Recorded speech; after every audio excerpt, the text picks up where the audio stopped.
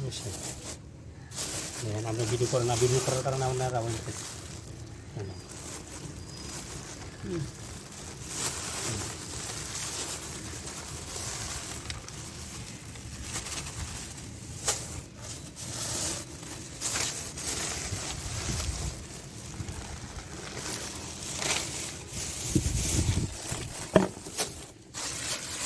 আবার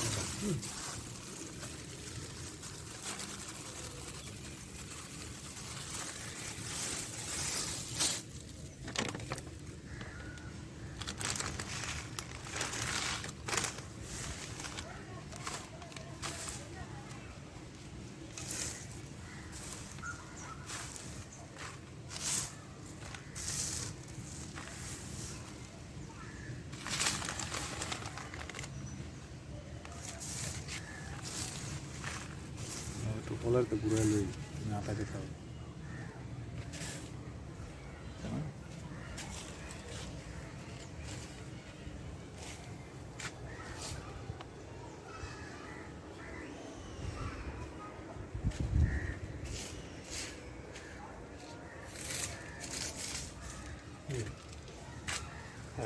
বন্ধ করুন ভিডিও আয়েন আমরা দেখেন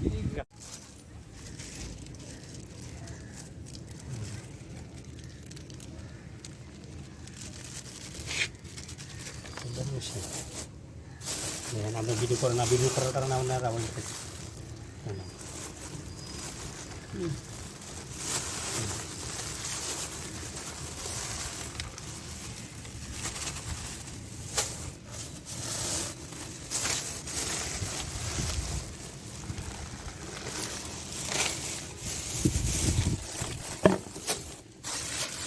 আবার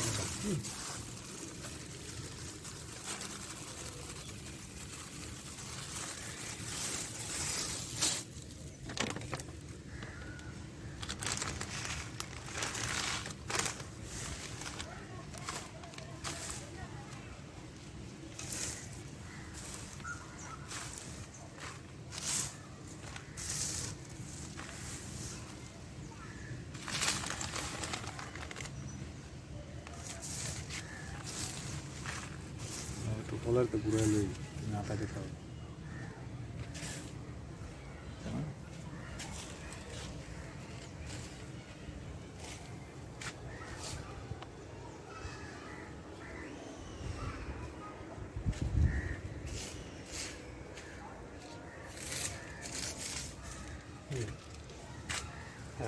বন্ধ করুন ভিডিও আয়েন আমরা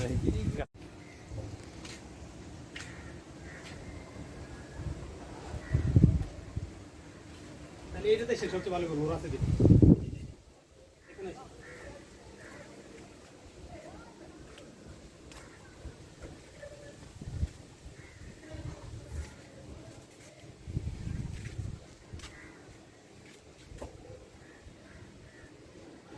তুমি সরো পরে কোনটা করবা এটা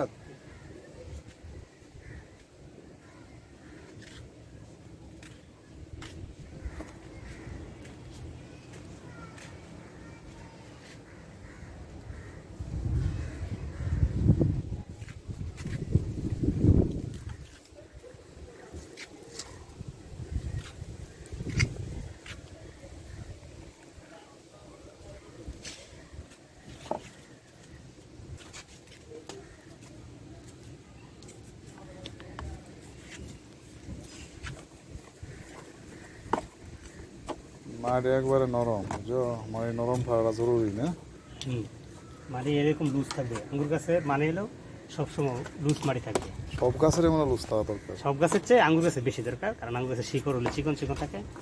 লুজ আর ছাদের ক্ষেত্রে লুজ করার জন্য কি দেওয়া যায় এটা দিলে লুজ হয় এমনি না, এটা লুজ করার জন্য আঙ্গুর গাছের মাটি তৈরির পদ্ধতিটা যে ভিডিওটা আছে দেখতে হবে।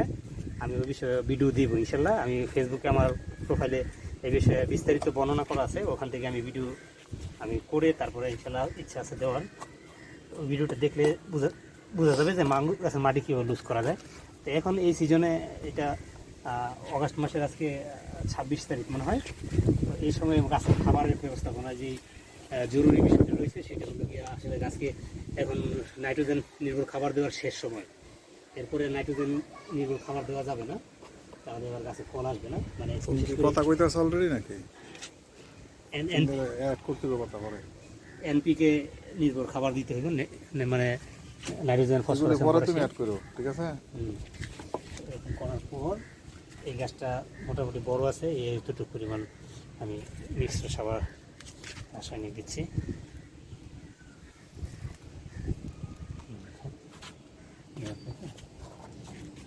আর দিকে গায়ে দিও আপনারা সারটা কীভাবে তৈরি করা হয় আমার অন্য ভিডিওতে দেওয়া আছে, দেখে নিও। সার তৈরি তার একটা কথা বলছো।